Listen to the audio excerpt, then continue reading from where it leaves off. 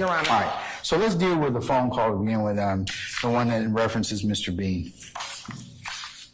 And motion number 42, sir. Yes, sir.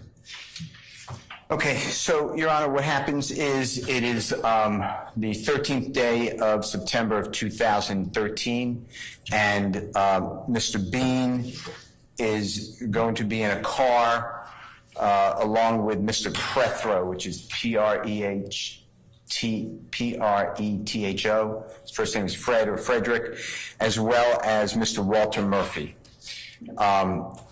The car is parked in an apartment complex.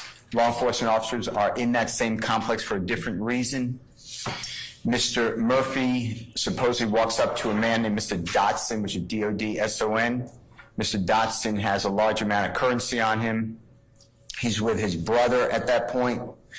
Mr. Murphy tells Mr. Dotson, you know what time it is, allegedly, and tries to arm rob Mr. Dotson. Mr. Dotson, Your Honor, tragically has passed through, not this incident, just as the years went by, he has passed, unrelated to this case or this incident. Mr. Bean is driving. He says he's driving a car.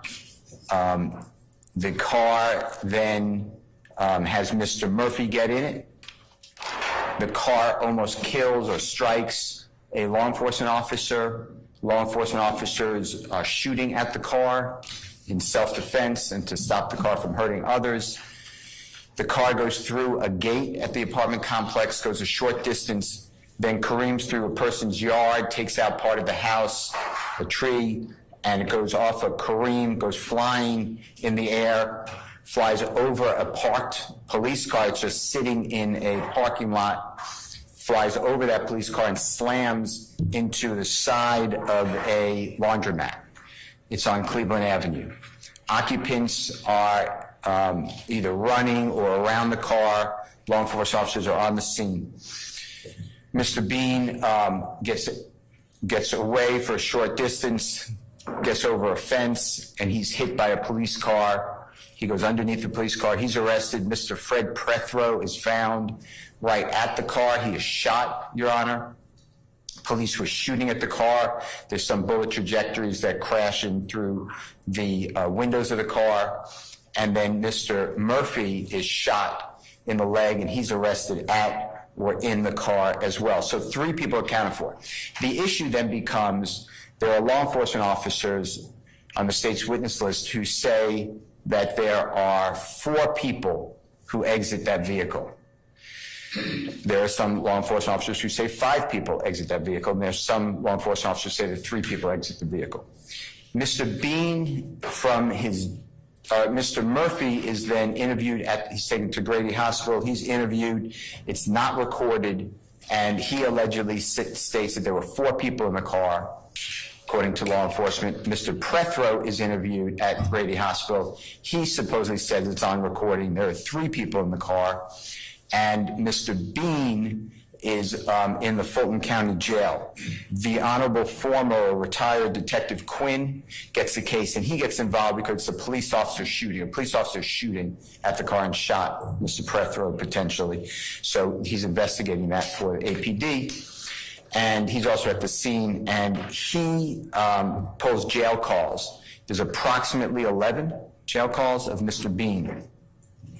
During the jail calls, Mr. Bean discusses things like, I should have run with Thug, he got away, I should have followed Thug, things like that. I'm fine as long as Mr. Bean is a witness, we'll confront him, cross-examine. The issue that we raised before this honorable court is there's an unknown person. I don't know who the person is. To my knowledge, in the state, of course, will correct me, that person's not on the state's witness list. That person's not been identified in discovery. That person's on the calls. There's one call specifically, and I put it in Mr. Williams' motion limine number 42, the specific times. And that person is saying, I spoke with Thug. He said $150 was his for lien that was found in the car or left in the car.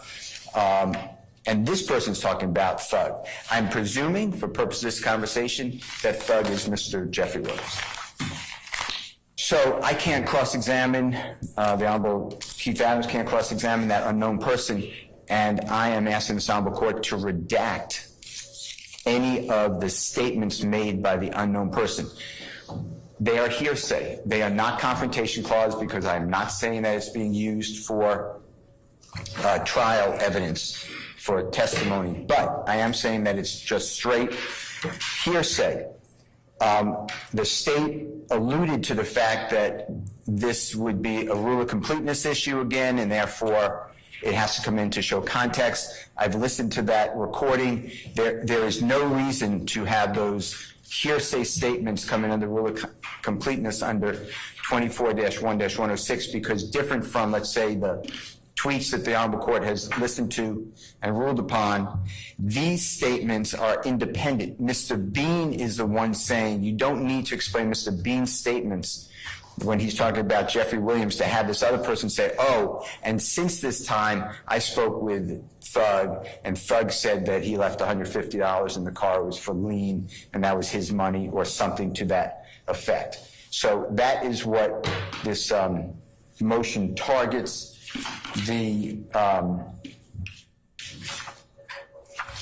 There's another recording. It's Mr. Bean and his mother. His mother is not on the witness list, to my knowledge, and again, the state, correct me if I'm wrong, and I don't see why the mother's conversation with Mr. Bean should be played for the jury either. I mean, Mr. Bean's statements are one thing, but not the other person. In addition to that, Mr. Bean, so this happened on the 13th of September. On the 17th of September, Mr. Bean is brought into the Atlanta Police Department interrogation room with Detective Quinn. It is audio taped, it is video recorded as well. And Detective Quinn goes through Mr. Dotson, who's deceased, Your Honor, will not be testifying, God forbid. What Mr. Dotson said, and he talked about Jeffrey Williams. He talks about that the people at the hospital were lying to the police, he believes. So I'm moving to redact all of those statements as well, because that would be based upon, just interrogation, but it would violate Mr. Williams' right to confront, because that is testimonial, because that is, of course, the detective who is accumulating information to potentially bring a case. Your Honor, I'd like you to also know this and take this in consideration. If you look at the indictment, Overt Act 5, 6, and 7 deals with Mr. Bean's incident. Jeffrey Williams is not named. So I had no notice that Jeffrey Williams is involved in this at all. I did get it in the discovery, of course. And this came, I believe, in discovery number 1. If I'm wrong, it was discovery number 2. But I knew about I listened to these recordings back in, 2022. So I just want you to be aware, we're not charged, but I also want you to be aware that I have had these, discovery appropriately. I'm not saying that it was thrust upon me at the last moment. I think I've covered it. I have case law for you, but it's a straight, not rule of completeness. I don't see any exception to the hearsay rule at all. It is an out-of-court statement offered into evidence to prove the truth of the matter asserted by this unknown person saying, I spoke with Thug and he said that he left money in the car that would tie Jeffrey Williams to the car. Mr. Dotson's statements to law enforcement would be, of course, confrontation clause as well as hearsay. And what Mr. Dotson said, just for you to know, and I'm not saying the state is trying to use Mr. Dotson, but in case they are, it's a recorded interview. On the day of the incident, Mr. Dotson is with Detective Quinn. He's very animated. It's video, audio, and he's standing up and telling Detective Quinn, I saw Thug earlier. He saw that I had money on me. He wanted to know if the person who seemingly is selling lien has contacted me because he's not calling Jeffrey back. Jeffrey asked if he can use my phone. It must have been Jeffrey involved because his guy, meaning Walter Murphy, his guy is the one who armed robbed me. So I'm moving to exclude that as well, and that is mentioned at times by Detective Quinn when he's interrogating Mr. Bean. So the statement you're asking to redact the statements of Dotson that Bean talks about, or what? Yes. During the September 17th interview? Yes, so that's Detective Quinn repeating. Because Dotson is deceased. Right, and that would be confrontation clause. All right.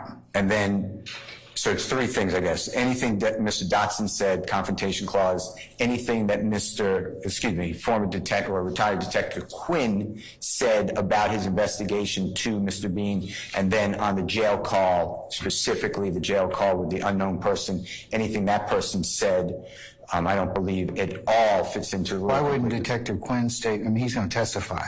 Yes, he's going to testify. So why would I have to worry about anything that Detective Quinn says, because you're going to be able to examine him, right? Right, but if he said, I'm making it up. He said, well, the reason I asked that question is because Mr. Dotson told me that you would be getting an objection on confrontation clause because I can't cross-examine the speaker. That's what I'm saying. Well, I'd have to take that up depending upon what he says.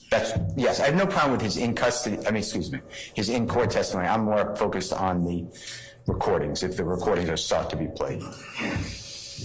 All right, does the recording mention anything about Detective Quinn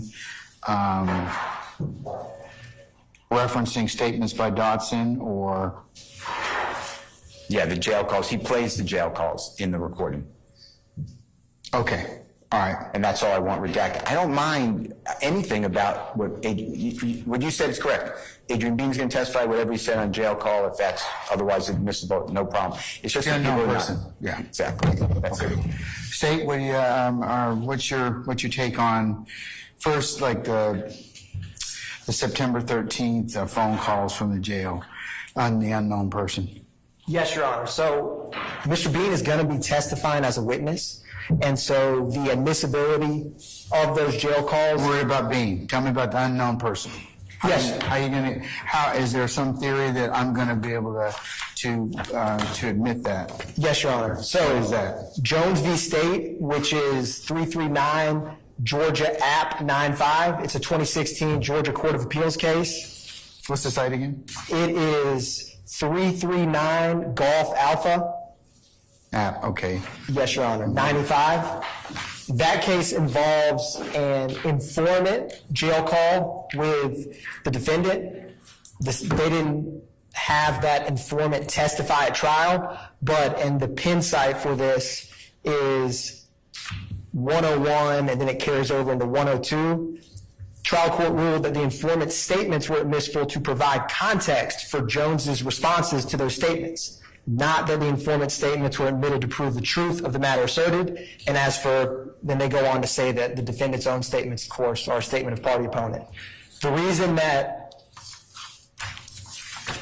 Your Honor, I started with Mr. Bean and his testimony is because these jail calls, if they come in at trial, would be after Adrian Bean has testified to impeach what he does or does not say. So it kind of hinges on the questions asked of Mr. Bean, how he responds to those questions, and if the state can impeach him with these jail calls, that's when these jail calls would come in. And Your Honor, I'll give you a brief example that Mr. Steele kind of highlighted that explains why this Jones case is important. So you're not are you telling the court that you're not seeking to introduce these jail calls at this time, but they're dependent upon what Mr. Bean says? Correct, Your Honor. Okay.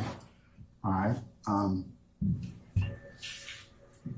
And Your Honor, if the court would like, I can continue, or there's an example I was going to use to explain why this other party's statements could potentially be needed to impeach Mr. Bean.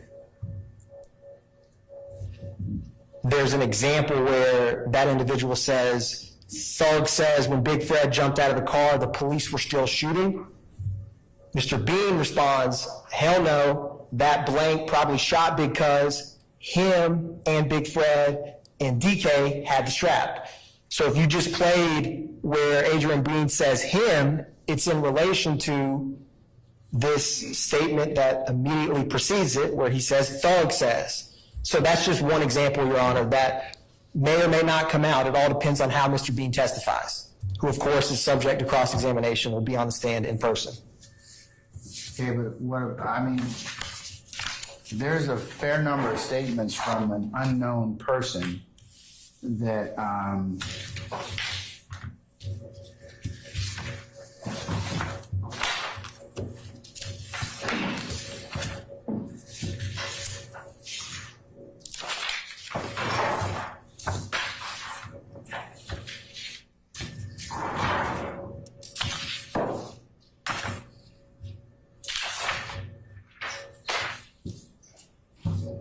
do you all have the tape queued up? I do, Your Honor. Okay. Let me hear it, or the call, just mark it as a exhibit for purposes of, Yes, Your Honor. motion.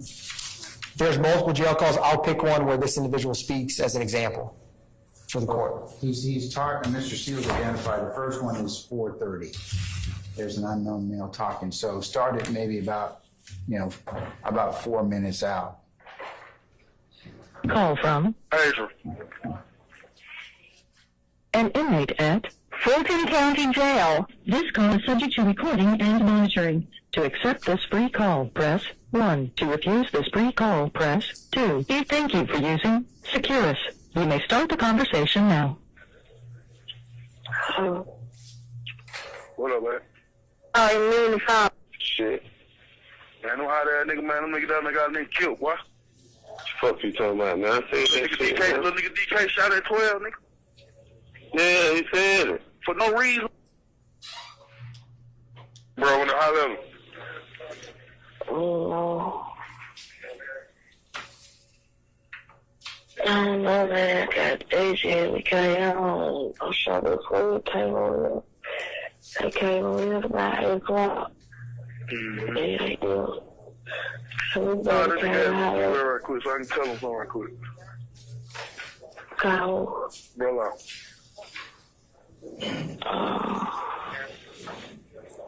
I do this shit. I don't know. Your Honor, I'm fast forward right before this third party gets on the call at 4 minutes. So you got minutes on the phone. Bro, what's up, man? What to do, Brody? Right? Hell yeah, man. I just talked to the store, man. What they talking about? Shit. Man, I know how that nigga, man. Them nigga that got a nigga killed, boy. Fuck you talking about, man? I said that Nigga shit, DK, man. little nigga DK shot at 12, nigga. Yeah, he said it. For no reason, boy. He shooting for no reason, though. That's why they started shooting that out. Man, that nigga just started busting for no reason. Call the little young guy there. Oh, man, I'm like, hell no, what? Hit big friend, hit his ass. Me and Thug got there. We get out the car and run. I just went the wrong motherfucking way, man. I should have fought Thug there. Fuck that That's wall. for a reason, though, man. They got to get this shit off his back anyway. For sure, bro. Yeah. Hello? Yeah, I'm here. Yeah, man. Damn, bro. We had to go like that, man. Nah. Everything for a reason, though, man. You know what I mean? It was all set up. I did the same What they thing got? I did. Sit around, goddamn, last night, goddamn, talking that bullshit. But I ain't gonna never goddamn do it like this. I never do this, man. Can't no What they got you charged with, bro? shit, but the punk ass little driving license, split a license, a little charge, goddamn, the aggravated assault. I ain't charged with none of that shit today. I could have gave him AC night and been at home child, man. Yeah, that's what I thought you did. I was going to tell the story. Don't I tell me, just man. know that I was a victim, man. I had to take out Rod, man, and they was shooting at me, and I was running for my life. For sure. That was something they called goddamn. I ain't PDK them pull out on that boy. All they know is Red. Them that nigga Red was trying to rob y'all. Yeah, that's what they said, too. For sure. They just let that nigga out. Go though. around, man. They just let that nigga go, bro. Yeah, they let the nigga go, man. Me and that nigga, he ran. I went too far from him. No. He went to Mickey D, nigga. I went from around the laundromat to goddamn that Dollar King over there, trying to make it over there through Little Haiti. For on Cleveland E, goddamn, up through the top of that, and I go hit Jamal in my old apartment, and goddamn, go down that shit with Big Nick, you know. But shit, man, that whole goddamn come out of nowhere, boy, run me clean over.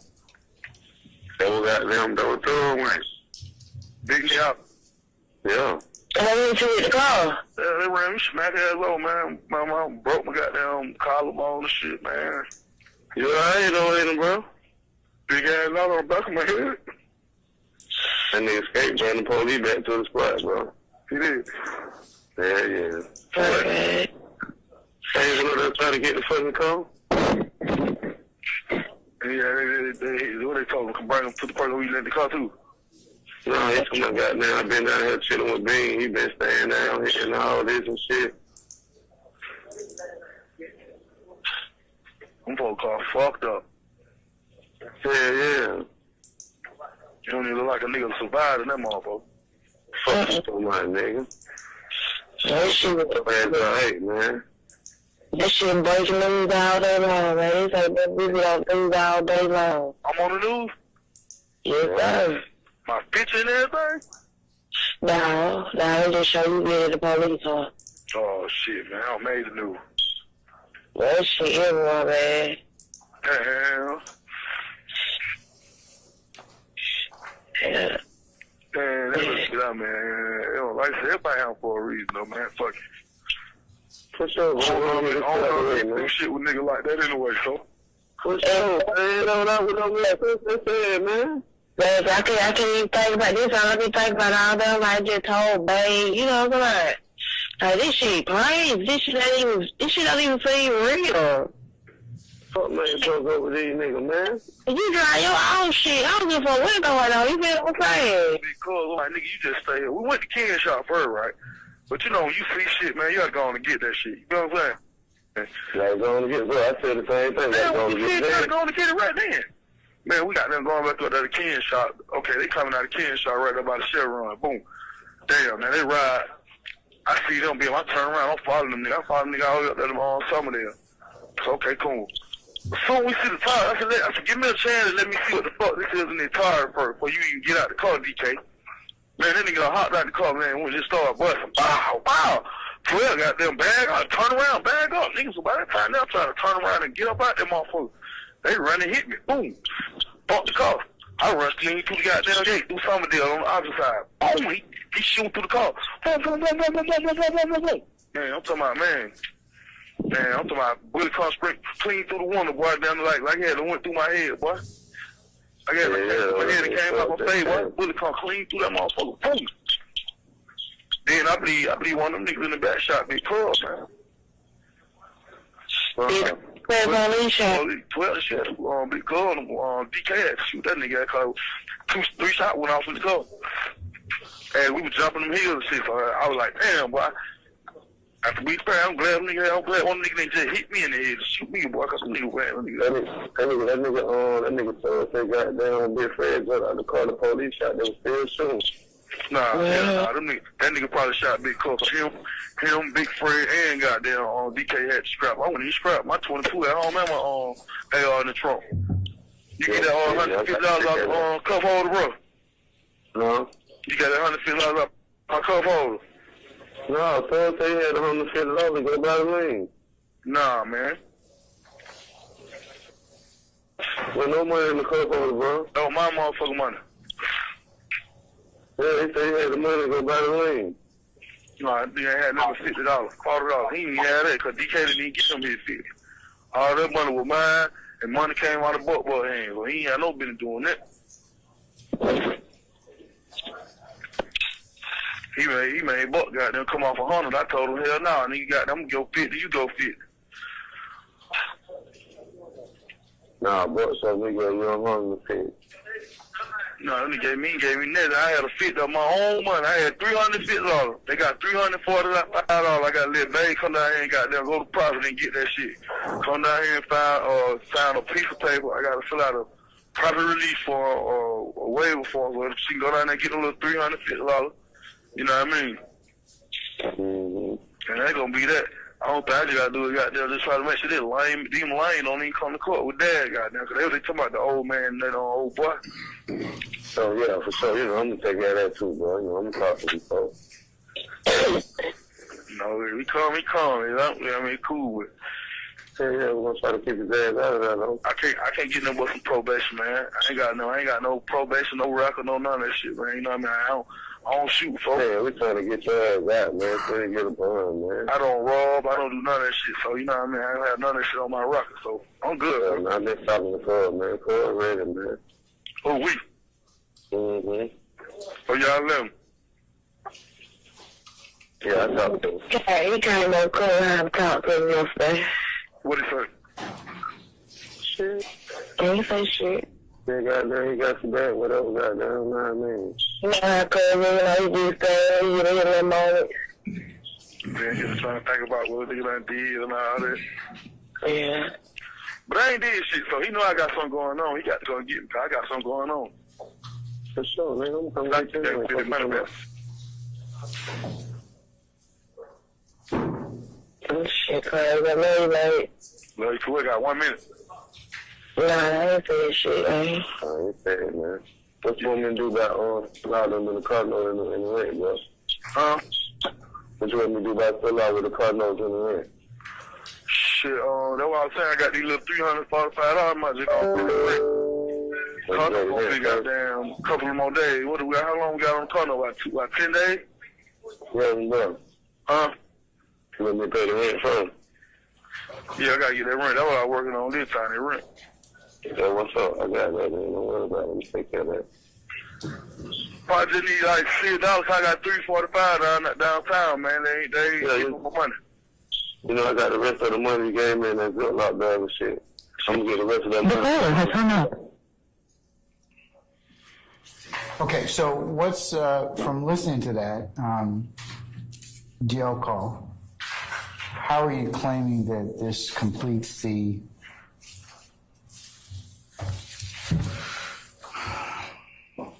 context, I should say? How do you claim provides context? Yes, Your Honor. So an example would be in that exhibit that was just played, kind of near time at 9:38. So say Mr. Bean said no one had any firearms in the car. And you have this statement from Adrian Bean where he says, him, Big Fred, and DK had the strap. I wasn't strapped because mine, 22 and AR were in the trunk. That jail call portion of Adrian Bean, who's testifying, where he says him, Big Fred, and DK had the strap, to give context to who he means by him, the immediate seconds before it is where that party says, Thug says when Big Fred jumped out of the car, the police were still shooting. So the state's not trying to introduce Thug says when Big Fred jumped out of the car, the police were still shooting. For the truth of that statement is to give context to Adrian Bean when he's mentioning him and the parties. That's one example that I think highlights where this could come up. And all of this is couched under how Adrian Bean himself testifies. It may be a situation where no jail calls ever need to come in to impeach. It just depends on how he testifies on the stand, Your Honor. So you're not planning on playing what's in state's, I should say, motion number 4 of this jail call, unless depending upon how Mr. Bean testifies? That is correct, Your Honor. Okay, all right. Mr. Steele? Your Honor, I don't think that the context will be needed. Mr. Bean, in his statement, which is recorded to Detective Quinn on the 17th day of September 2013, was asked to account for the guns, and he states there, Jeffrey Williams, calls him Young Thug, Mr. Murphy, he calls him DK, and Mr. Prethero. But I understand what the state said, so I'm just assuming we'll take it up then because... It depends on how he testifies. I understood. Would be that. Let me deal with the other issue of what about the statements by Mr. Dotson, who's deceased, in the 17 September interview. Yes, Your Honor. The state is not intending on playing the deceased Mr. Dotson's statement to Detective Quinn. Well, what, no, in the 17 September interview of Mr. Bean, does he reference Mr. Dotson? Mr. Dotson is discussed, Your Honor.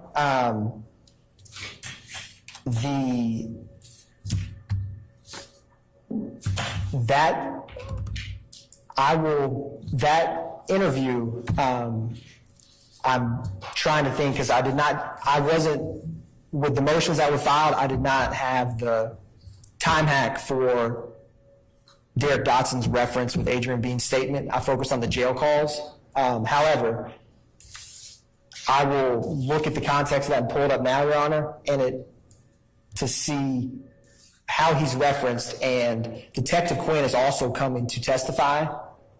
And so, depending on how Mr. Bean testifies, I think impeachment of Mr. Bean could come either from Detective Quinn's own mouth as an impeaching witness or portions of that statement. So I think that is best addressed after Adrian Bean testifies, because neither the jail call or his interview will be coming in before Mr. Bean himself has testified and been subject to cross-examination. And it may not come in then, right? Correct, Your Honor. All right. Mr. Steele?